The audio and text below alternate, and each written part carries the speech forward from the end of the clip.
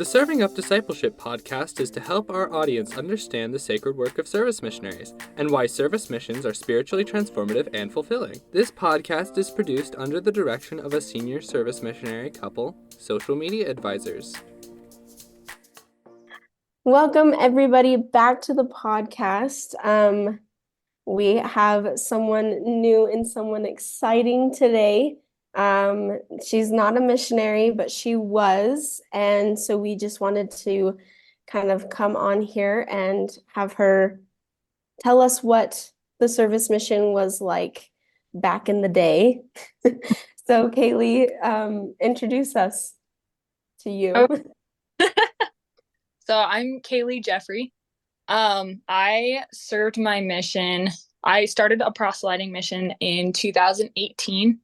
I ended up having to come home for mental health reasons after a couple months. And then I ended up going back out for like 8 months later. So I started serving again in 2019, and I served until COVID hit. And then once COVID hit, they sent me home, and then I did a service mission from 2021 for like 6 months. So yeah, that's kind of a little bit of background about my story, but yeah. Okay, Wow. and how long ago did you serve? Like, so how many years was that So that's been ago? 2-3 years. 3 years? Yeah, it's been a while. I'm sure a lot of things have changed, so I'm excited to hear kind of what it was like. So, but thank you once again for joining us today. I'm super excited to get into this. Another question we have for you is where did you serve at? So I served my proselyting mission in the Louisiana Baton Rouge mission. Okay. And then for my service mission, I served in the Orem service mission, Orem, Utah. So Okay. How many missionaries were there? young missionaries, Yeah, not that many. I was gonna say. Because at that point, like people were just starting to get back into the swing of things because, COVID had just hit. So I didn't start like having service missionary meetings until like the last 2 months of my mission. We were mostly just like online and stuff, but I served with maybe like 8 other young missionaries. Wow. Oh, that's awesome. Yeah. So you didn't have like district meetings? No, not until the last 2 months of my mission. So yeah, Interesting. we had like prayer meetings. I would have prayer meetings once a week with the older missionaries. Wow. Very interesting. Older Yeah. missionaries, you mean like senior missionaries? Senior missionaries. Oh, interesting. Kind of fun. Well, that's awesome. Okay, so what was your schedule like? Like, what did you do? Was it like busy? What were your service sites? What day? So again, everything was kind of shut down. So when I first started my mission, they gave me like a list of like the service sites that I could go to, and it was not big. It was kind of long because it was like 3 or 4 pages, but like I'd say 90% of them were crossed off because they were closed down. Hmm. So yeah, I really didn't have a lot of options. I had what I did end up doing is that I decided to mostly do like family history work. So I did indexing. I also served at a distribution center in Orem, and then I ended up finding my own service opportunity of being able to crochet. Well, we didn't crochet. We weaved plastic bags into sleeping mats for homeless people. So yeah, kind of fun. That's very cool. That's awesome. I didn't even know you could do that. So Yeah. that's great. Yeah. Gotta Definitely find sounds. Oh yeah. No, that's pretty sweet. We have a list here now, and it's getting there. It's growing. We don't have them crossed off, thankfully. Yeah. But that's a hard time for sure, the COVID era. But family history, you touched on that a little bit. Family history is a big part of service missions, right? We get a lot of access to the temple, which is awesome. We get to go do a lot of work in the temple, but not even, I'm sure in the COVID time you probably didn't have that access, did you? Yeah, so it was just all online for that. But it was in preparation for the boom after COVID, right?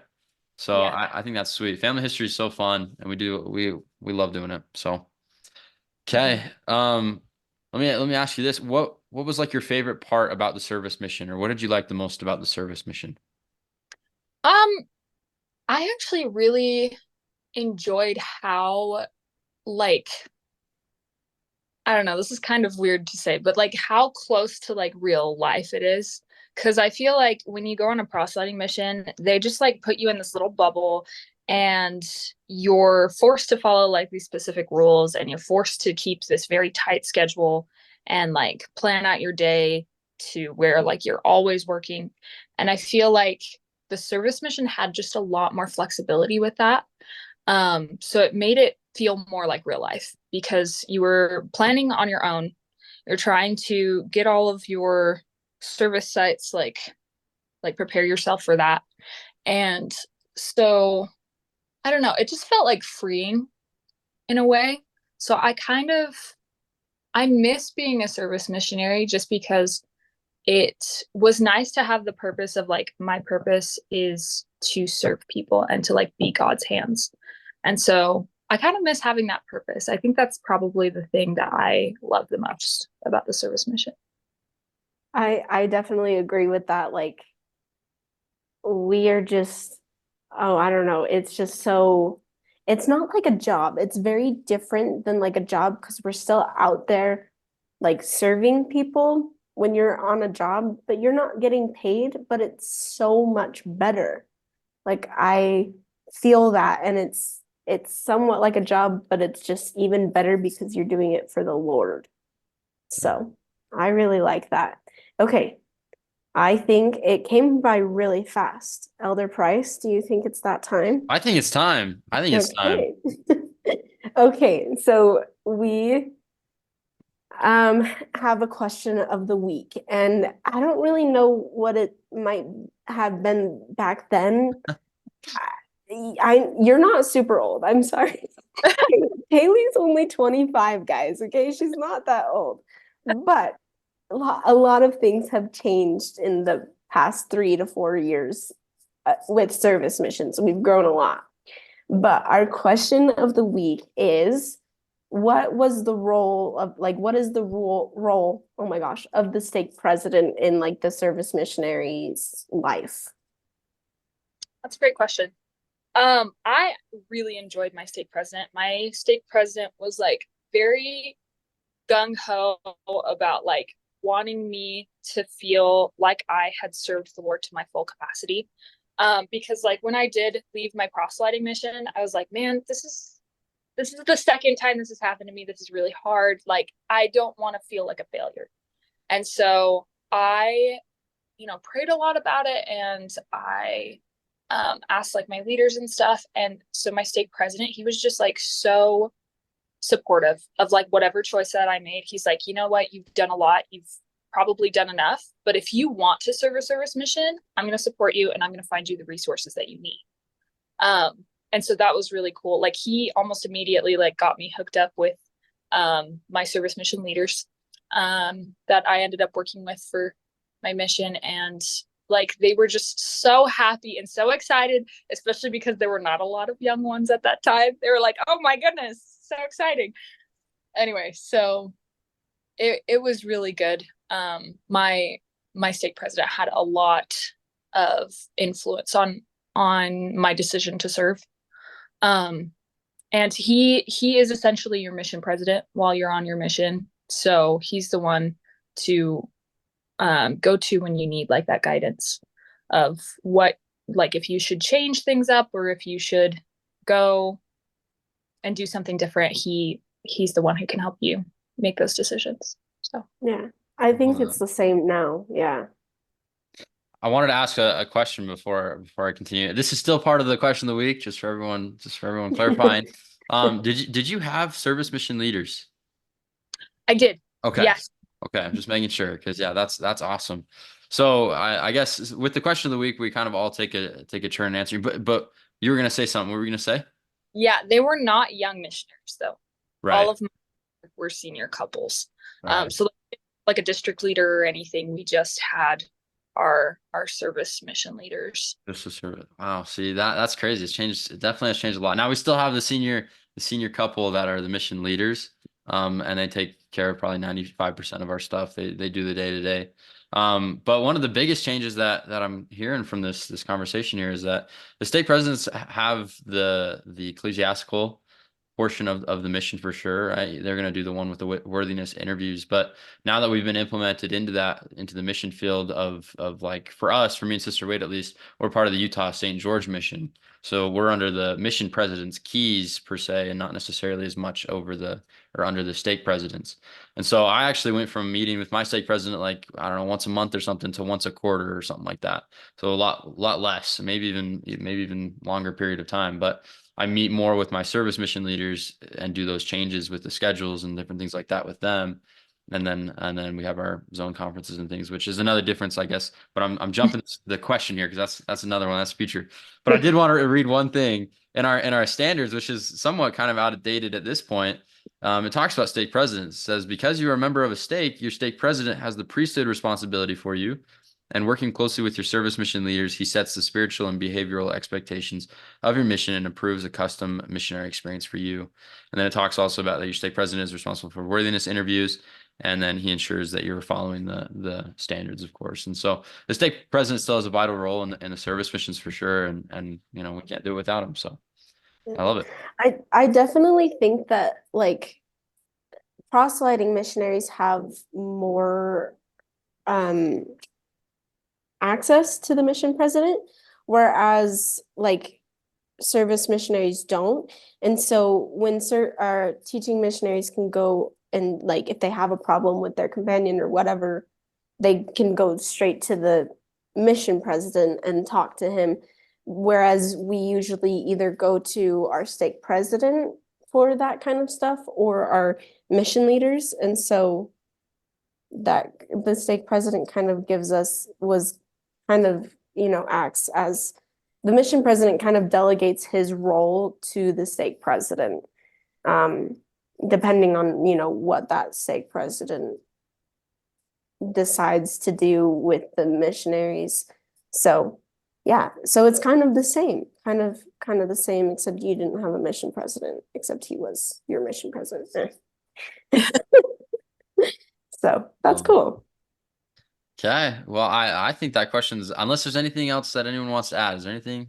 I don't want to. Okay, cool. Well, I think that question's pretty much answered. The stake presidents play a very important role in the mission. But okay, so our next question for you. This one I think can go into a bunch of different ways. So I kind of want to break this down. But this question is, how is it different or how is a service mission different than a service mission is now? And I think there's a lot of different parts that we can take this at. So maybe we just go one by one or something. And one thing I wanted to touch on is you mentioned that there wasn't like mission leaders, young mission leaders, district leaders, and zone leaders and stuff like that. So that's definitely a different. And in most cases, there's district leaders now, at least. I don't know of any other mission that has zone leaders except for the Cedar City zone, I guess. I don't know because I'm a zone leader here, and then I've got two district leaders and a sister training leader. So it's definitely growing, and I think there's zone leaders being put in throughout the Utah St. George mission. I don't know, Sister Wade, is there a zone leader up there? We have a zone leader and several district leaders. Yeah.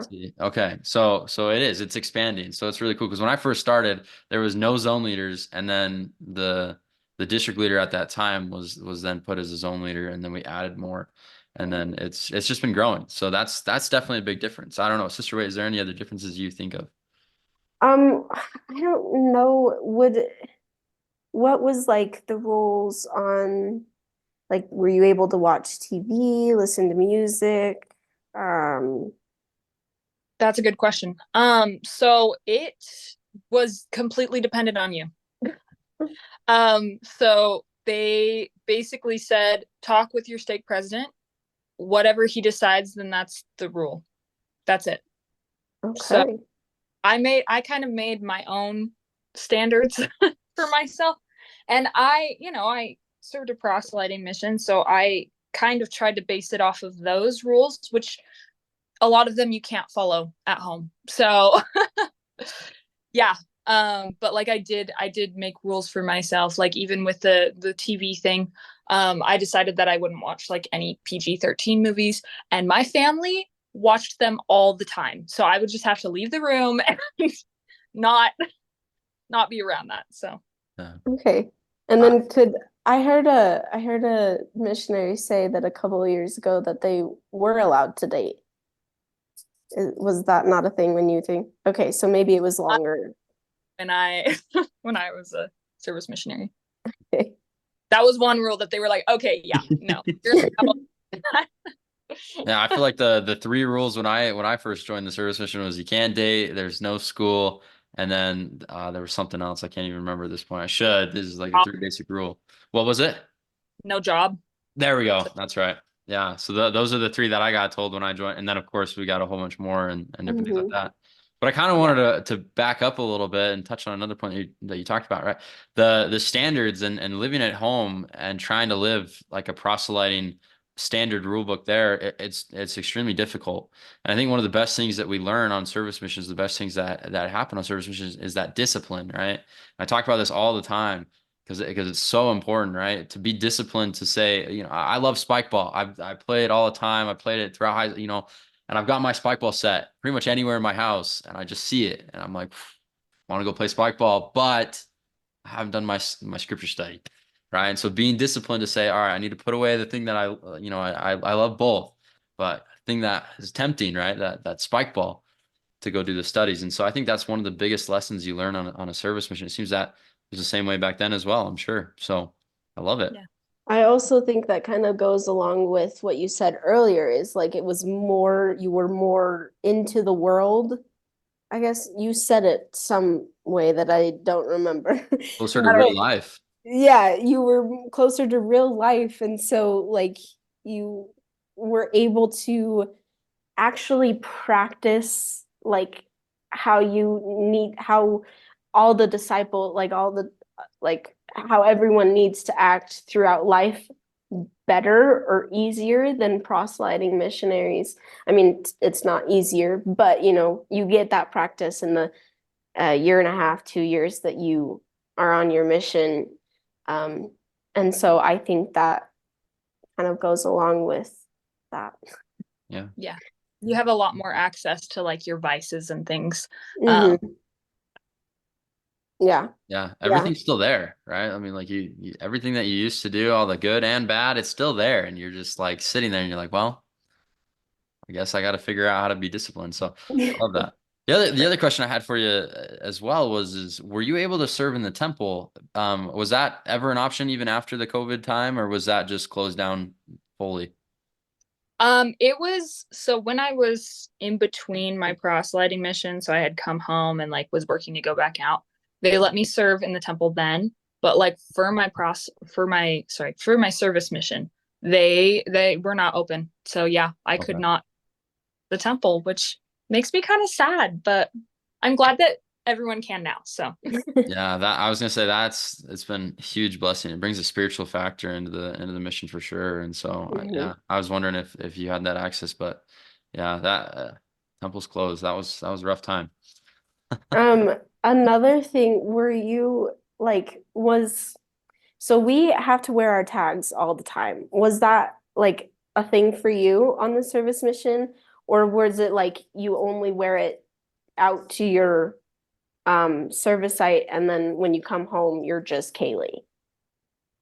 it was, you only wear it to your service site, and I honestly really hated that. It's just nice reminder that you're always a disciple of Christ. Like to just have that physical reminder of like, I'm a disciple of Christ always, and I'm always following, his expectation for me is nice. So yeah. Yeah. I think that was kind of before we integrated. I think that was kind of the same thing with us as well, but it was getting more of like, because I always wear it. Like I've never not had it on. I'll wear it out when I go grocery shopping, even if I'm like in not missionary clothes, I wear it because I mean that's what our mission president asked us to do. I don't know how it is in other missions, but like that that aspect was so foreign to me because like other missionaries in my district would be like, "Oh yeah, I only wear it to my service site." And I go, "What? You are a missionary. It's not a thing to like, yes, we have to be careful on like how we present ourselves because we do definitely do things differently than like a proselyting mission. And so we should be careful on how we act. Well, that's kind of just like throughout life, right? But like not having it on was like mind-boggling to me because I was like, that is who you are. That's like you're on here. This kind of defines who you are on a mission. Anyways, so that's very interesting that you had to deal with that. Yeah. That is strange. I remember when I first started the mission too, I like Sister Wade was kind of saying I had that same sort of thing when I was seeing other missionaries like, hey, you keep it on all the time. They're like, oh no, not all the time. I'm like, what? We're full time, we're set apart. We're what like why are we not wearing it all the time? And luckily for me, you know, within a few months that changed, of course, and now throughout the world it should all be different. It should all be that you wear it all the time now. So that's a blessing for sure. So. That's So you had district meetings, I mean, the last 2 months of your missions, but you didn't have zone conference. You had prayers every week. yeah. I'm trying to think of what else that we have. Did you have like devotionals that you guys would what would you do as you wouldn't do much as a district, would you? Yeah, we didn't hardly do anything as a district. Occasionally we would have like our service mission leaders would invite us over for dinner. Like once a week. So occasionally we'd see each other twice a week, but that was it. Did you So. have anyone like close to you? Like we do have companions now. I know you didn't have one then, but did you have anyone that you would serve with a lot or no?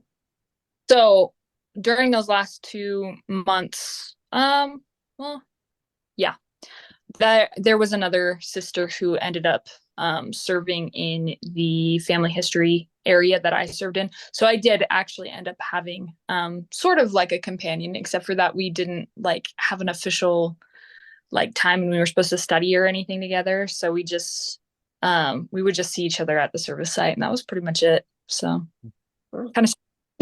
Yeah, yeah. And that was still during COVID though, right? That was still kind of there. That's just such a hard time because Yeah. yeah, communication wise and stuff, that's just rough. So it's really bad, but yeah, that is crazy. And then I just wanted to throw this back out there. When you were a service missionary in 2021, is that Mhm. right? There was 8 people in your district? Yeah. Okay. Yeah. For Orem, Utah, right? Mm-hmm. Yeah. So I just want to throw that out there because that's kind of a key factor, right?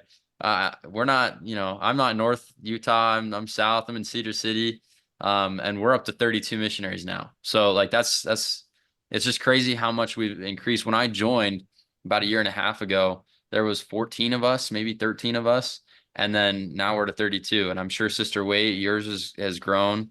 And we're seeing this all over, right? And Elder Lewis, the previous I guess social media leader. I don't know. We call him. I don't know what his title is. Co-host? Elder Lewis. Yeah, co-host, podcast co-host. He started with just him and one other missionary. Now I think they have 5. So Oh, really? yeah, I think they're up to 5. And they have a district leader, which is awesome for them in Florida. And so it's just really cool. And we're just seeing the framework of service missions being laid down from what you have done back then and then to now. And we're still continuing to just build off of what that foundation has become. And so that's one of the biggest differences that I see, which is really cool. Yeah. Is it my turn or your turn, Elder Prince? I think it's yours. I don't Okay. know. Okay. Yeah, I don't think I have anything else to ask about differences. So yeah. Okay, cool. So another question is what was your favorite thing that you learned on your mission and how have you used it in the past 3 to 4 years? That's easy actually. So my favorite thing that I learned on my mission is that I will and have always been a disciple of Christ. Whether with the tag or without the tag, I realized when I took it off that last time that I still had him in my heart, and that no matter what I decided to do in the future or where I decided to be, I knew that I was going to have the same morals, same standards for myself. I was still going to be representing Christ. And so I think that that has definitely shaped the way that I have become the person that I'm becoming. It's definitely shaped me for who I am today, because like it's just a continual effort. Living the gospel can be so hard, but it's so worth it. And just knowing that I have Christ and have always had Christ really has strengthened me as a person. That's amazing. I think we all like need to learn that. I mean, like we all are. But I mean, as I've lived with you, Kaylee used to be my roommate, so but I can definitely see that you do apply it to your life. You're so kind, and you do go out of your way to service others, whether it's like listening to them or just like maybe hanging out with them, whoever needs a friend. And that really is just like showing kindness, really is one of the biggest aspects of a disciple of Christ. And I think the mission really like helps you realize that like service is probably the best way you can show you're a disciple of Christ. And so that's awesome. Absolutely. I love it. I love it. I think that's perfect. Okay. Oh, our next question for you. We wanted to know, how did the transition go? I'm guessing, how did the transition go from the service mission back to I don't know what to call Life. it. I guess. How did that go for you? It was still hard. Having that comparison of like trying to go from being super strict, proselyting mission to going home, that was a hard transition. And for some reason, because I was already at home, I thought that being a service missionary and then going back to normal would be so easy, and it was not.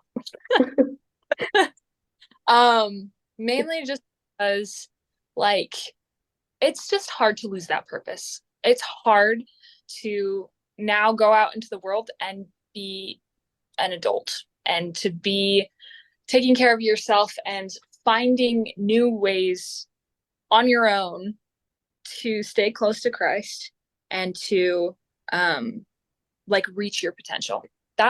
It's a hard transition. It's hard no matter where you're coming from, no matter how little you serve, like how little hours, it doesn't matter.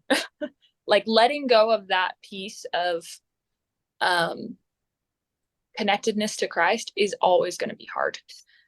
So I think that it's really important to remember that like you still have him, even you're going back to normal life. Yeah. I think that was a very important question, just because we had an elder last week. He just ended his mission, so he's getting into that transition. And so I was like, I wonder like how that goes to people, and we can never find out because they're gone. But so that's very interesting to kind of, you think it would be easy, but it's probably very hard. So one of our last questions before we kind of end was, why did you choose to serve like a service mission? You went out to Baton Rouge, Louisiana, and then you came back, and then you went back out again, and then you came back. So why did you choose to like continue to serve, or like what was that thought process? Yeah. So when I came back the first time, I was told I had like a really strong feeling that I needed to go back on my proselyting mission. But everyone told me that I could only do a service mission. And I was like really disappointed by that. And I was like, no. Like, I feel like I have to go on a proselyting. Like, this is what I'm supposed to do. And eventually everyone agreed with me. I ended up getting back out. Then when I came home, I realized that the reason that I couldn't have done a service mission then was that I still needed the experiences that I got from my proselyting mission. And like those definitely built me a lot. And so when I came home the second time, I was like, man, I wanted to finish. Like I was ready to finish. I only had 5 more months. I just wanted to get it done and like say that I served a full-time mission, which I, realized after time passed that whatever you serve is a full-time mission. Whatever God has asked you to do is a full-time mission. It doesn't matter the actual physical time.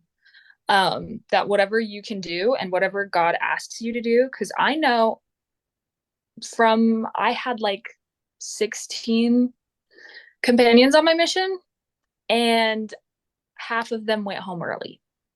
And I respect every single one of them. And I know for a fact that they served God the amount of time that they needed to. So in coming back and like, I just really wanted to finish. And so, but I definitely did get that feeling of like, you've done enough. You've worked really hard and like your sacrifice is acceptable to me and you don't have to do anymore. But I just knew that for the rest of my life, I would always think like, what if? But what if I had just finished? What if I had done just a little bit more? And so I knew that I wasn't going to be able to do a lot because COVID.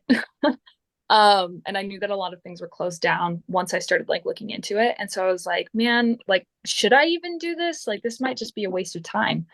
But it definitely wasn't. I became closer to my family. I became closer to Christ. I became a better person because of my service mission. And I wouldn't trade it for anything. And I feel like a more devoted disciple of Christ because I specifically went out of my way to choose to serve him. That I didn't have to anymore, but that I put in the extra effort because I knew that I would become more because of it.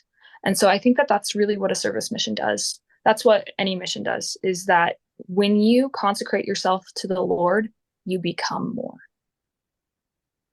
I love it. That was perfect. Yeah. Thank you for that. We really love that. And I hope those who are watching this that are maybe thinking about a mission or thinking about joining the service mission can look to that example and to look to the advice that was given there. And so thank you again for joining us on this podcast. We're so grateful that you're here and taking this time here. Our last question that we want to ask you real quick is just if you could share your testimony of service missions with us. Absolutely. I would love to. So I loved my service mission. I believe that anyone who is thinking about giving their all and who wants to further their relationship with God, with Christ, and with the Holy Ghost should go on a mission. And service missions are an incredible opportunity. They offer so much variety and flexibility that it can fit anyone's circumstance. And I love that. I adore that about service missions. I think that it's so cool that so many different people from so many different walks of life are able to serve God, to be his hands. And like, he's not physically here, but through us, we're able to show like his spirit and his love for other people. And that's incredibly important. And so if you're thinking about serving a service mission, do it. Pray about it, of course. Ask your leaders and see what the options are, but do it because God needs you and he will always need you. He wants you. So I say these things in the name of Jesus Christ. Amen. Amen. Awesome. Amen. Thank you so much. I loved interviewing you today. And just thank you so much for your thoughts. We'll see you guys next week. Bye. Thank you for taking the time to see or hear this podcast. Your hosts were Sister Wade and Elder Price. Your editor is me, Elder Gibby. If you want to see clips from the show or other service mission related content, please look for the Hands of the Lord Facebook page. If you want to ask your questions about service missionaries, email us at servingupdiscipleship@gmail.com. Thanks again for thinking of us, and we'll see you next time.